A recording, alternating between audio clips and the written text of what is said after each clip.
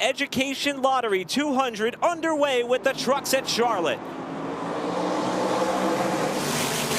Oh, look at him bunching up there. Not a great start by Lane Riggs on the front row. You see him diving to the bottom there. And that bunched everything up back there. They're 3 wide, of course.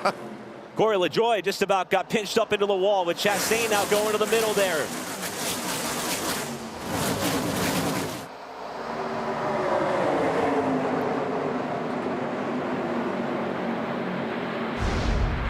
Honeycutt up to the top side. Here comes Corey Day off turn 4. Here's what happened on the start. You can see the 34 just spins his tires. That messed up Ty Majeski in the yellow 88. And then look what happens behind them. And so easy to do here, Michael, at Charlotte. Wheel spin on the outside line as we see Caden Honeycutt going to the outside already, making a great move. That appears that top line is working early in the race. Well, one good thing, these guys got to watch the O'Reilly cars run, so they know there's a lot of grip from the bottom of the racetrack all the way to the top as Corey Day pushes up. And look at Lane Riggs all the way to the bottom from 3rd to 1st off 4. Were we just talking about Lane Riggs spinning the tires, and now he's leading the race already? That's what you call a rebound in a hurry. Hamlin Reddick on the front row. And we are going green in Nashville in the Cracker Barrel 400. Wow, big launch there by Denny. Kind of wondering why the outside line didn't get a better launch.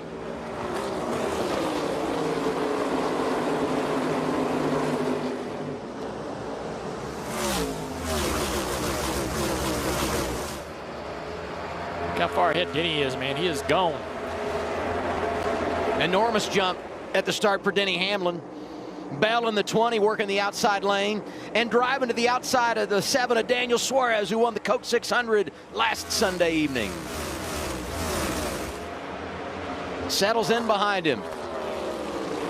Hey, Adam, they just told Denny Hamlin on the radio they are posting you for jumping the start. Wow. So remind everybody, the leader has control of the race, but his opportunity to start the race starts in the restart zone. The 11 in NASCAR's eyes went before than he should. So even as the control.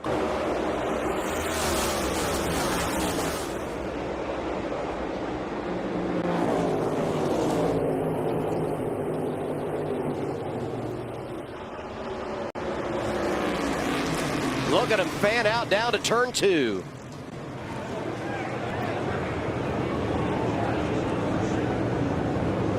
Best stock car drivers in the world, proving why they are labeled just that as they cleanly get through turns 1, turns 2, working their way through turns 3. This challenge, pretty monumental. These guys are doing an amazing job. Yeah, this tough part of the course where there's a lot of different surfaces down the back straightaway headed toward turn 5. A long sweeper. You either underdrive or overdrive this. It's really hard to get through here and get acceleration out of this turn. A huge bump exiting this. It's a little trough right there that they have to drive through. Very uncomfortable for the drivers.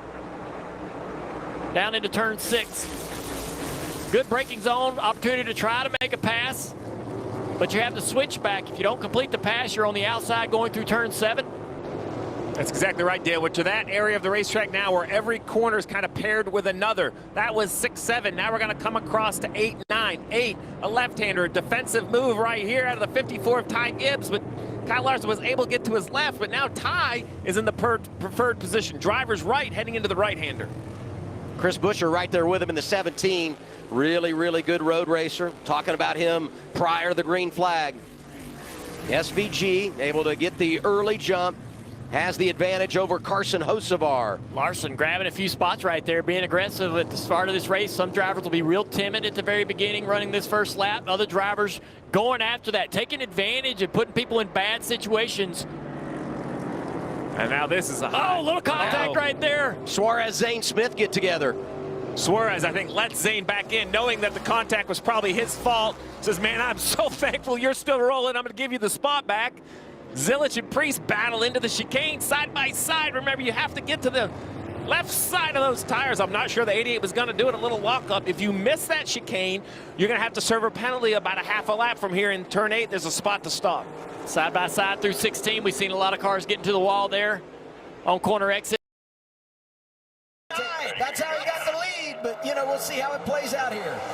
You look, Allgaier did not get a good restart on the outside. Jones is waiting for that push, but you see Quapple is able to get to the 54. I think it's actually going to work out for Taylor. Maybe he knew something we didn't. Taylor Gray jumps the lead. Quapple coming with him. Mayer got it wound up in the inside lane. Make a mental note of all of this as we start seeing guys move up and back depending on where they restarted in regard to lane choice. And Mayer had a run on the exit of that corner, used up, went up, got a little bit of a draft off Brandon Jones. He'll now be in the preferred position. Jones has to give him a little room on the outside. Really rough through the middle of this tunnel turn.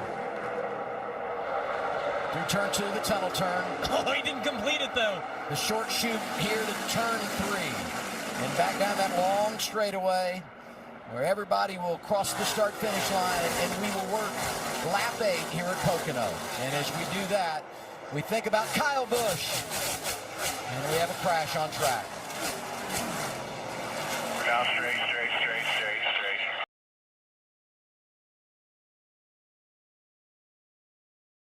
Couple less positions here, but they both lost their momentum, and now they get swamped by Retzloff, and Dean Thompson is another 3 wide.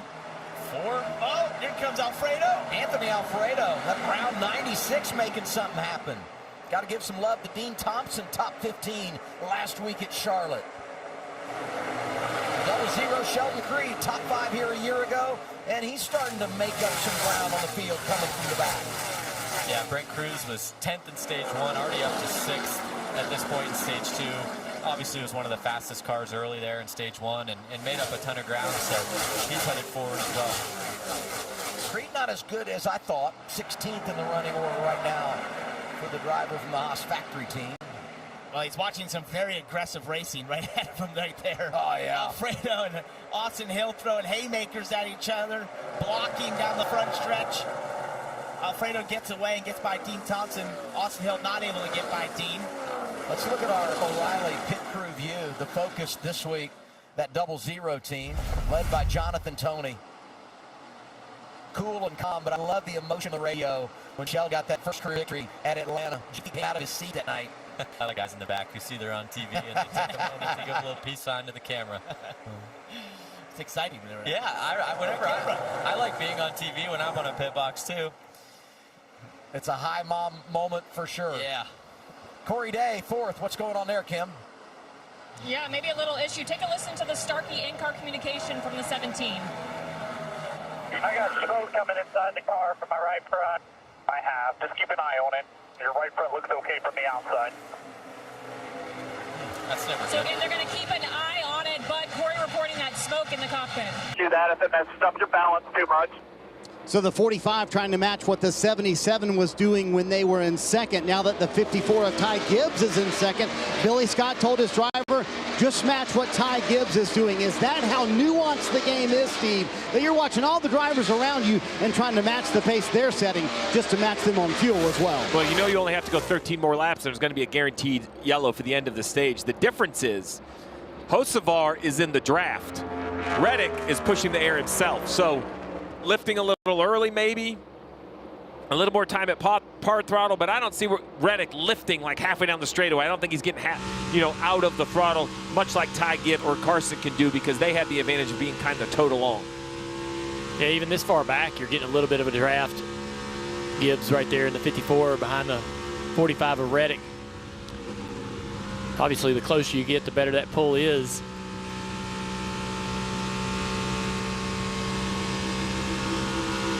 Chase Elliott, nice start to the race, 4th right now. What's their story, Kim?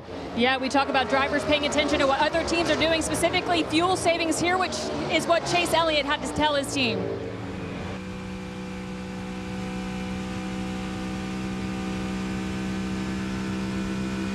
Well, we had the radio, but maybe we did not. Anyway, asking what the 45 was doing to save, how much he could save, and then crew chief Alan Gustafson saying you're better than the 45 in what you're doing on the racetrack. You know, I look at Chase Elliott, Kim, and obviously they're in a good spot here in 4th when you talk about the running order. Right behind him, Bubba Wallace benefits from those drivers that had to drop to the rear. That inside lane moves up a couple of rows to start the race. He's got a good race car. 5th is where he is. Reddick, his teammate, continues.